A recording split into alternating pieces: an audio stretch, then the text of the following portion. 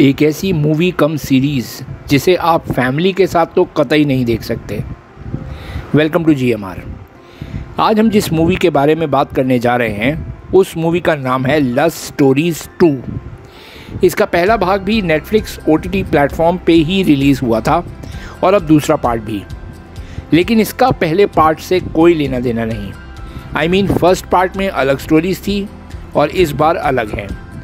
Love stories 2 देखते समय ये ख्याल बार बार मन में आता है कि 4 कहानियों से सजी हुई ये मूवी बनाने के पीछे उस महिला की उत्कृष्ट इच्छाएं हैं जिसने बरेली से शुरू करके न्यूयॉर्क और मुंबई तक की ज़िंदगी देखी है, मतलब आशी दुआ। आशी की इस यात्रा में कहानियाँ कुछ वैसी ही हैं जैसी पटरी पर बिकने वाली मस्त राम सीरीज़ की किताबों में हुआ करती हैं। कहानी में कामेच्छाओं तमाम लेखकों ने बुनी है।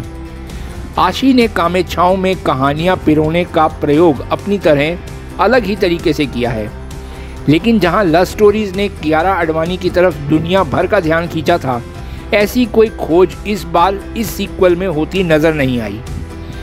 4 फिल्मों की इस फिल्मावली में जाने पहचाने सितारे हैं। हिंदी सिनेमा की सेक्स एम्बेसडर बन चुकी नीना गुप्ता का एवरेज कॉमिक रोल अगर छोड़ दें तो बाकी कलाकारों ने काम ठीक ठाक ही किया है। जी हाँ, बस ठीक ठाक। मूवी की 4 कहानियों का क्रम ऐसा है कि इसमें कोई सिरा एक दूसरे से नहीं जुड़ता। 2 कहानियों के बीच एक ब्लैक स्पॉट आता है जिसे फिल्म मेकिंग में हम ब्लैक स्पॉट भी कहते हैं। निर्देशक का नाम आता है और कहानी शुरू हो जाती है। बोनी का जिम्मा शुरू होता है इस बार आर बाल्की से, जिनकी पिछली फिल्म चुप देखने के बाद समीक्षाओं को वाकई लगने लगा था कि स्टार रेटिंग करना दुश्मनी मोल लेने से कम नहीं है, लेकिन उनका काम यहाँ भी इसी फिल्म जैसा है। मृणाल ठाकुर और अंगद बेदी की शादी से पहले टेस्ट ड्राइव लेना, माउंट फूजी का फूटना, ये सब ऐसी धारणाएं हैं जो कम से कम 2023 में बहुत ही पुरानी लगती हैं। एक दादी अपने पोती को सेक्स समझाए और वह भी न्यू मिलेनियम्स के दौर में, ये बात समझ नहीं आती। हाँ, ये हो सकता है कि नेटफ्लिक्स वाले आज भी हिंदुस्तानी दर्शकों को SD बर्मन के संगीत वाले दौर का ही समझते हों, तो ये एक अलग बात है। Film love stories 2 second gear में आती है कोनकोना सेन शर्मा निर्देशित कहानी से। ये किस्सा 2 महिलाओं का है। एक कॉरपोरेट जगत में है और माइग्रेन से परेशान है, दूसरी अपनी झुग्गी की घुटती ज़िंदगी से। दोनों को सुकून तब मिलता है जब ज़िंदगी का अक्स उन्हें अपनी हकीकत के आईने में दिखता है। झुग्गी की दिन रात के उजाले में AC की कड़क ठंडक पाती है। ऊंची इमारतों का सच इसी आईने में सामने तब आता है जब सेक्स में माइग्रेन का इलाज नज़र आता है।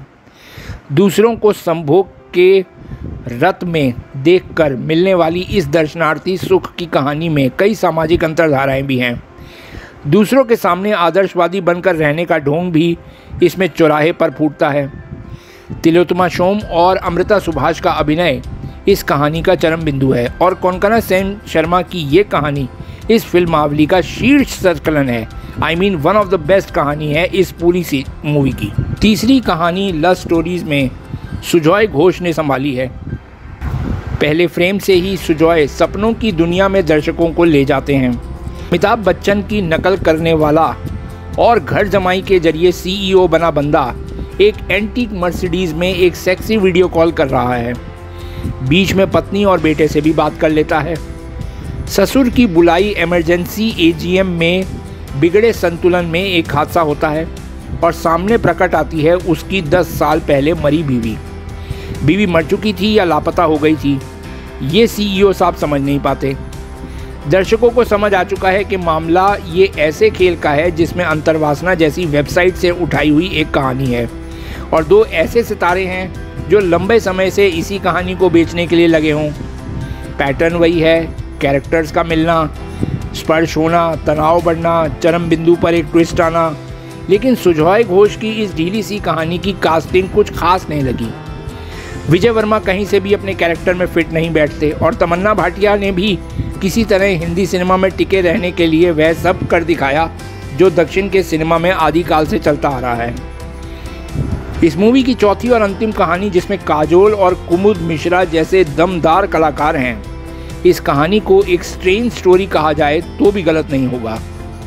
काजोल कोठे से निकलकर राजसी खानदान के वंशज की 100 साल पुरानी हवेली में रानी बनकर रह रही है। कुमुद मिश्रा को भी अब खुद के राजा होने का गुमान है और आंखों के सामने से गुजर जाने वाली हर मादक गदराई हुई युवती उन्हें अपने हरम का हिस्सा नजर आती है। रानी को अपने बेटे के आगे की पढ़ाई के लिए इंग्लैंड भेजना है, लेकिन अपने महाराज को भी उसे सबक सिखाना है। पुराने कोठे से उसके तार अब भी जुड़े हुए हैं।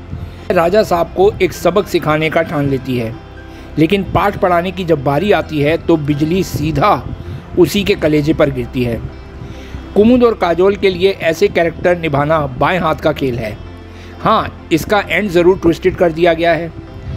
अमित रविंद्रनाथ शर्मा की फिल्म मैदान 3 साल से बनकर रिलीज़ की कतार में है और यहाँ लव स्टोरीज 2 में उन्हें पूरा मैदान मिला तो वो खेलने से कतरा गए, इसलिए ये कहानी भी एवरेज ही बनकर रह गई।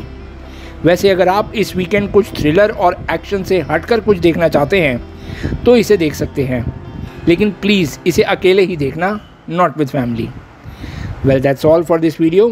मिलते हैं आप लोगों से अपने नेक्स्ट वीडियो में। Till then, good bye, thank you.